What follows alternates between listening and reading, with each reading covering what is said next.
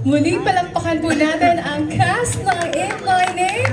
Pinagbibidahan po yan ni Makoy De Leon, JC De Vera, Jerome Ponce, Mon Confiado, Ives Flores, Aya Fernandez, Soliman Cruz, Martin Escudero, Alex Medina, Ines Veneracion, Kat Galang at marami pang iba. And now that we are joined by the cast of In My Name, the newest religious film drama of the year for the Jubilee Year of Hope, showing in cinemas tomorrow, March 5, 2025. And since we have invited media friends inside here in cinema, we'll be opening the floor to questions.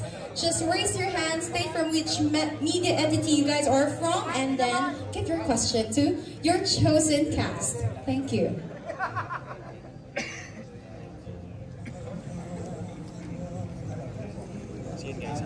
Hello. Ayun, sa cast na lang, sa main cast siguro. I think, di ba, first time nyo rin itong mapanood. So, especially kay Makoy, ano yung pakiramdam that you've seen this with the audience now, and yung nakita mo yung reaction ng mga manonood? Ano yung pakiramdam nung...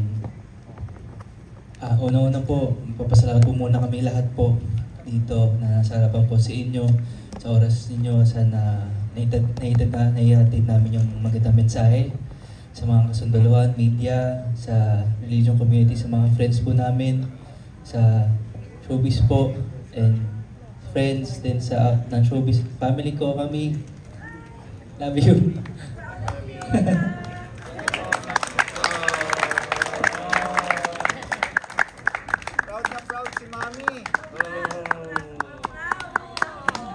Since we were joined by the mom of Mr. Makoy De Leon, Mommy, do you have any message to your son? Since we're here, we're very emotional. We just finished the filming of In My Name.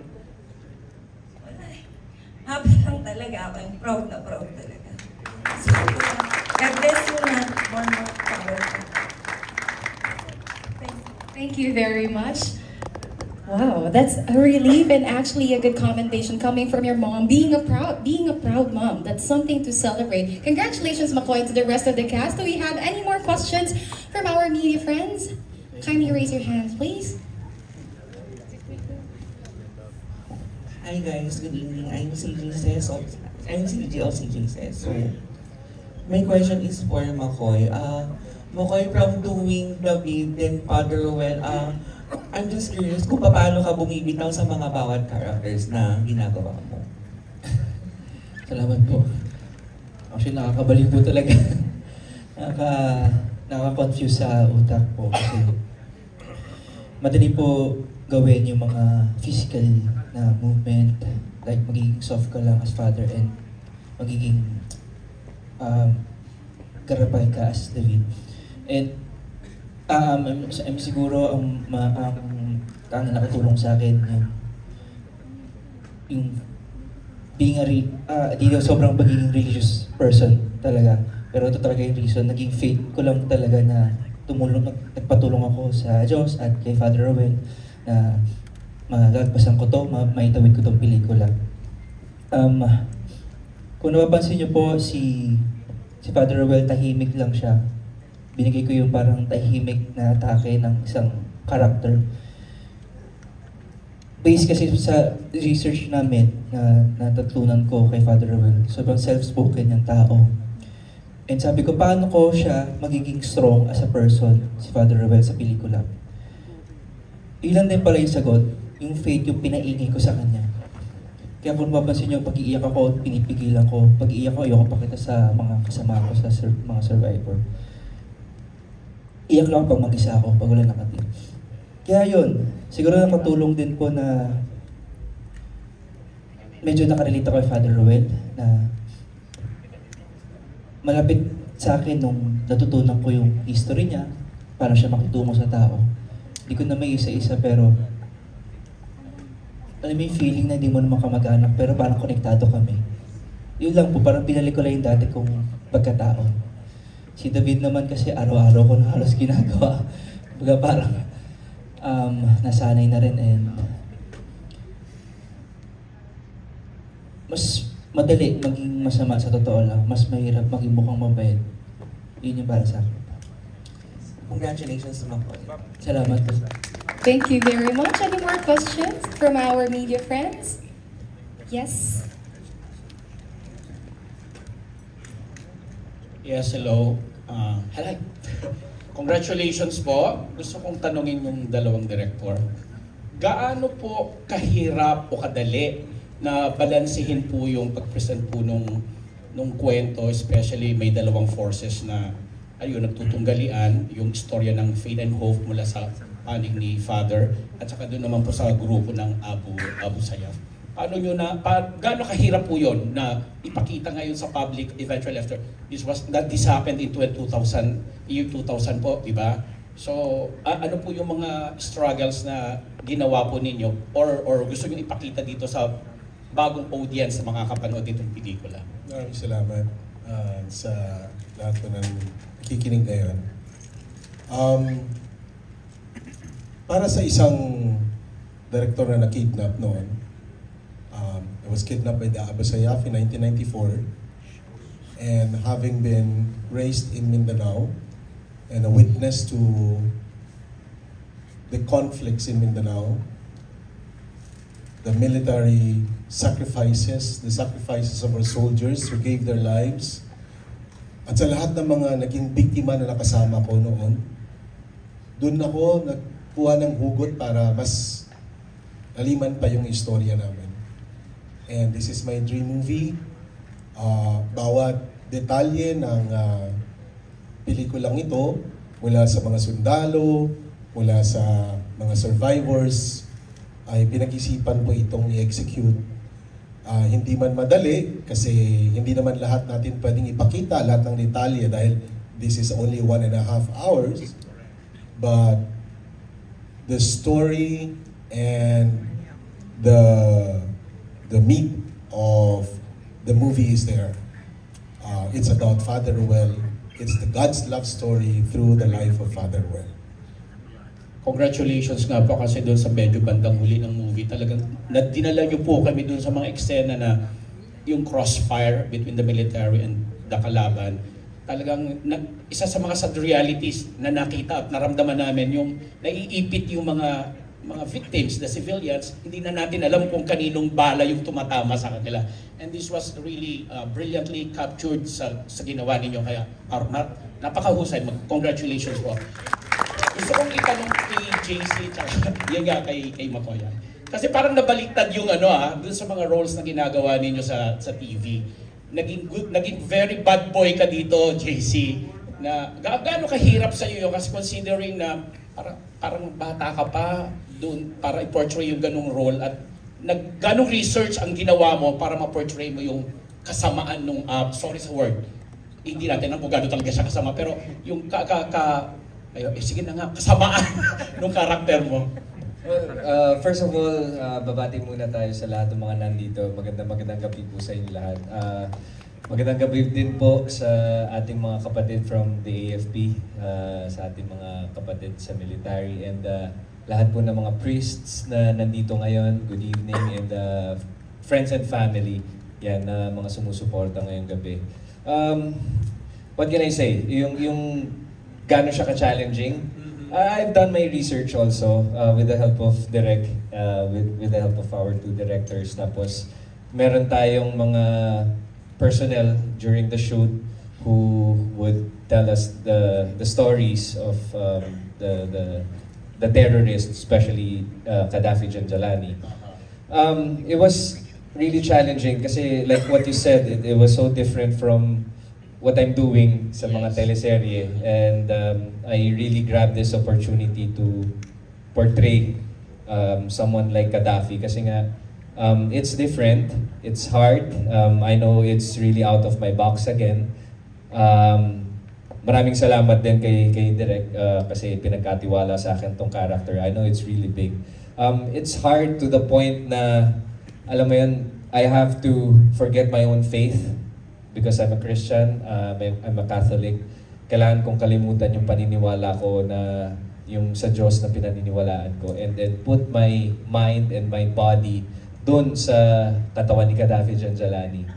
And for that moment, medyo disturbing. And then, pero yun nga happy ako. And I enjoyed doing it because I know that challenge dito yung commitment ko and yung focus ko as an actor. At the end of the day, it's just acting. Correct. Mga sir. Oo. Baka mamay may mambato na sa'yo dyan. Hindi naman. Kidding aside, yeah, it's just acting. I always say a prayer after each and every scene that I do. Kasi nga alam ko na medyo disturbing nga yung ginagawa namin, lalo na yung pananakit namin kay Makoy. Yung iba doon totoo, yung iba doon totoong gigil na alam namin na nasasaktan talaga namin si Makoy. But it's for us, it's for the whole movie, it's for Makoy especially.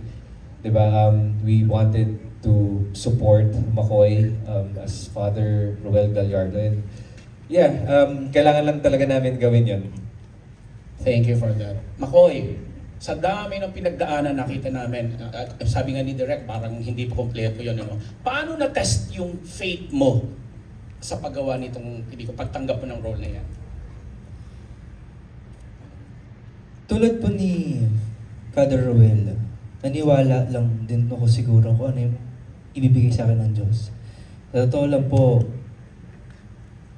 dinesting ko yung sarili ko. Almost 2 years ako nagkontrabida and maaminin natin na minsan nai-imbibe mo na sa sarili mo. Pero sabi ko, pagka ilimitan ko yung sarili ko sa gantong role, hanggang lilit yung pwede kong gampanan. Sabi ko, what if kaya sabayan ko? And blessing na binigay sa akin ni Direk Cesar Soriano tong film, inuuhan ko agad. And sabi ko, hindi ko pwedeng palagpasin itong pelikula na to nang hindi ko na ipakita yung pagiging ibang side ko. Kasi pag hindi ko napakita yung soft side ko or ibang klaseng atake ng character, na doon ako sa komportableng role ko lagi. And dagdag ko pa sa sagot ko, ang pagiging, sabihin po natin, lead sa isang film ay hindi magiging kompleto. Kasi kung napapansin niyo po, ako yung taga-react lang kung paano nila ako ina-atake, yung mga kontrabida. Kaya hindi ko makukuha ngayon yung credits lahat ng akin lang. Ibabaling ko to lahat, ikalat ko to kay Kuya Mon, kay JC, at sino ba yung mga pwedeng naging yung mga survivor din na sa kabila, sila Kat, sila Aya. Sila yung bubuo. Hindi ko pwedeng gawin ito mag-isa. Yun lang na. And share ko lang na bago mag-search yung film, sabi sa akin ni Kuya JC, hindi ko makalimutan to. Makoy yung supportan ka namin. Nasa isip ko lang, JC, de Vera na to eh. Bakit ganun sinasabi sa akin? Yun yung feeling na hindi ko, sige Kuya JC, gagawin natin to. Para sa atin lahat. Maraming salamat sa mga kasama ko po ngayon sa harapan. Yes. Congratulations po direct sa inyong lahat. Mon, marami ibang klase ka. At to the rest of the cast, congratulations po. Good luck! Thank you very much for that. We have another question coming from our media friend over here. Thank you. First of all, congratulations to everybody on a job well done po. And I would like to ask this question to siguro kay Direk Cesar, kay Makoy, and then kay Sir Mon. Especially dun sa yung scene na binubugbog ni Abu Sabaya, si Father Ruel. First kay Direk Cesar, gaano kalaking freedom po yung binigay nyo sa kanilang dalawa to craft that scene and yung emotions around it nung ginagawa nyo yung pagpinusili po na yun? Si Makoy and Mon, hindi na sila kailangan na talagang sabihan pa ng detalyado. I remember si Makoy, hindi nga lang nasali yung scene na yun. Inihian niya yung sarili niya para lang ma-feel na inihian siya, kaya lang hindi na natuloy yun. Hindi nila ininda yung like paglaway, no? Malaking plema yon kasi may sakit si Mon nun. Tapos nung umuubo pa siya, So, dun ko na isip na, nako, baka magpoprotesta si Makoy, but nag-usap silang dalawa na trabaho lang, and sinasabi namin pati ni Direk Romel na kailangan ipakita talaga kung gaano kahirap yung dinaanan ni Father Well. Thank you po. And then kay Sir Mon and kay Makoy, kayong dalawa, how did you parang craft that scene together? Kasi syempre, may physical na nagaganap, syempre kailangan may trust sa isa't isa, ganon. Pwede niyo po ba kaming i-walk through kung paano niyo planuhan or pinag-anuhan yung scene na yun para sobrang grabe yung emotional impact niya? Well, unang-una nagpapasalamat ako sa dalawang direktor namin kasi binigyan talaga kami ng freedom for that scene. Actually, kami ni Makoy mismo yung si Direk Romel nakaabang lang sa camera, one long take yun. 2 takes ang gusto ni Direk Cesar. Pinulido namin, nag-usap lang kami sandali. Sabi ko, Makoy, hindi ko alam kung saan papunta to. Basta tatadyakan kita, pagsasasapakin kita, hindi ko alam kung gaano kalakas. Pero parang napalakas yata nung napanood ko eh. Pero, iyon, sobrang ina-admire ko si Makoy sa kanyang professionalism dahil alam kong nasasaktan siya. Yung unang tadyak pa lang, sumubsob na agad talaga siya. Inahampas ko talaga yung mukha. Ano na kasi ako noon eh, wala rin ako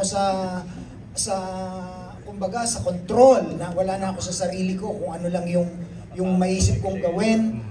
At tinatanggap lahat ni yung tama yung sabi ni Direk, hindi lang siya dura, naging plema pa kasi at that time parang may ubo ko pag ipong kong ganun, pag dura ko, ewan ko, yung di nang lumabas, hindi ko rin alam. At tinanggap din naman ko yun, muntik pang umano sa bibig niya. So, para kasing yun ang representation kung paano namin ginurak ang pagkatao ni Father Well. Dinuraan sa mukha, isinubsob sa lupa. So, yun lahat. And Makoy, love you. Thank you. Thank you, sir. Salamat sa pagtanggap ng professionalismo. Actually, yung sagot ko po lagi dyan, nagtanong ko na po kayo. 3 yung nasisikong tao, at hindi po nila alam ito, ngayon ko lang po sabihin. Si Tito, Direk Romel, sobrang ginaid ako. Parang si Father Roel na rin siya. Parang siya yung nagaginang sabi sa akin. Kaya na-inspire ako sa kanya na the same time, first film, first yun yung Direk Romel to, ayoko siya let down. Pangalawang tao na na-inspire ako, kay Kuya Mon. Kasi bago kami mag-start ng film, lagi niya ako nakwento niya sa akin na umabot sa point na sa isa eksena gumawa siya ng isang proyekto na kumain siya ng putik. Iisa, yun po yung title. Kumain siya ng putik. For an angle lang ng isang makuha lang yun. Sabi ko, grabe ang commitment ng mga kasamahan ko. Gusto ko naman maibigay din yung commitment na yung ganun katindi. Kung kaya nila, kaya ko din eh. Sabi ko, ito, yung Dora, sabi ko siguro ito yung pambato ko. Yung balang araw makakwento ko sa mga young artist na, alam mo ba, dinuruan. Mga ganun yung bagay na yun. Na ipapakita doon na kung gaano ko nire-respeto yung trabaho ko and kano ko rin nakikita na nire-respeto na yung trabaho nila.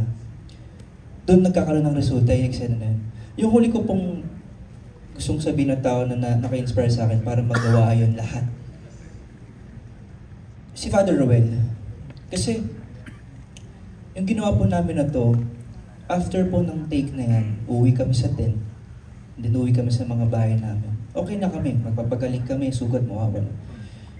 Pero ano pang naranasan ni Father Roel at ng mga survivors? Mas worse, totoo yung nangyari sa kanila. Para lang po sa information ng lahat, na-meet ko po si Relios sa may Cebu. Zamboanga, Zamboanga. 30 plus na po ata siya ngayon matandaan.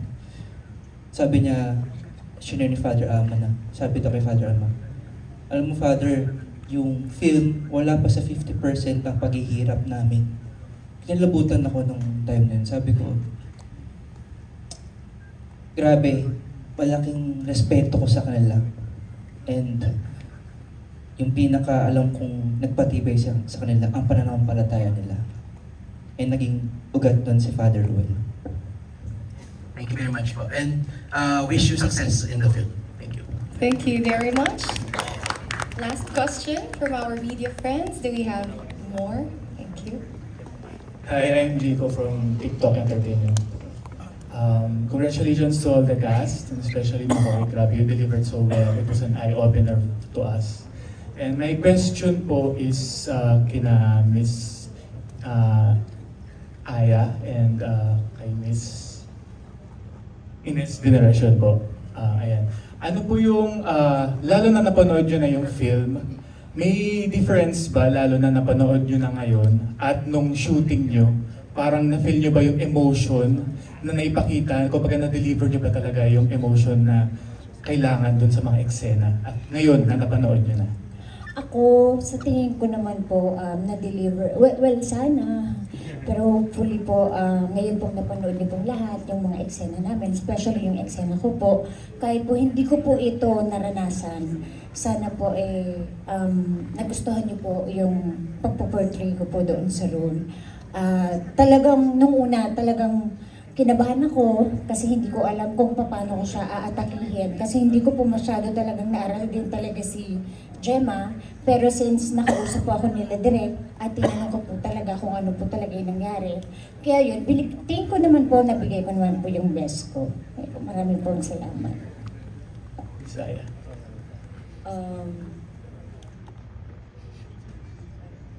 Siguro isa sa mga pinakamalaking karangalan being part of this film is being able to meet Teacher Teresa in real life.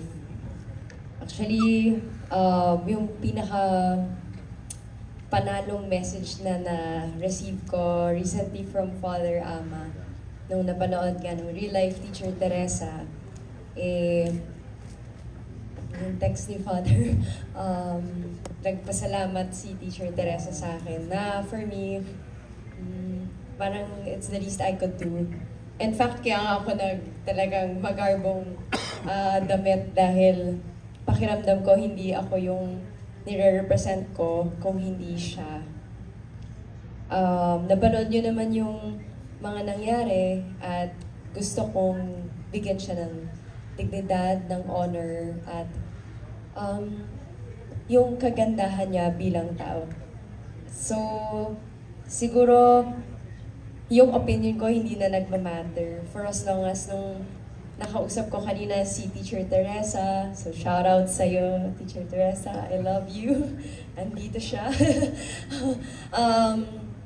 And nakayakap ko siya at sabi niya approve siya. So parang wala na yung opinion ko doon. Yun na yun. May approval ni Teacher Teresa. Masaya na ako. Thank you very much, and that ends our press conference with the cast of N9A. But before we close our program this evening, may we just invite their successor to say more message to everybody before we close our program. Do you have anything more to say to everybody here tonight, Derek? Napaka-hirap gumawa ng pelikula. At ang pelikulang ito ay isang pelikula na binuo ng sama-samang talento, sama-samang sakripisyo. Wala ito sa sakripisyo ni Father Ruel. Sana po, samahan niyo kami sa sakripisyo na ginawa namin, hindi para sa pera, hindi para kumita, kundi para mapalaganap natin sa buong Pilipinas na may isang pare, na isang martir, na ang kanyang pananampalataya ay kailangang tularan. So, isang sakripisyo po sa ating lahat, ipalaganap natin ang pelikulang ito para ang lahat po ng Pilipino ay makapanood para sa pelikula ng susunod na bagong santo ng Pilipinas. Maraming salamat po sa inyo lahat. Maraming salamat. Muli palakpakan po natin ang N9A and cast ng N9A that we have here this evening. Now we will just like to invite everybody to please stand for a photo opportunity together with our media friends, and please do compress so that you guys will fit the frame of the camera.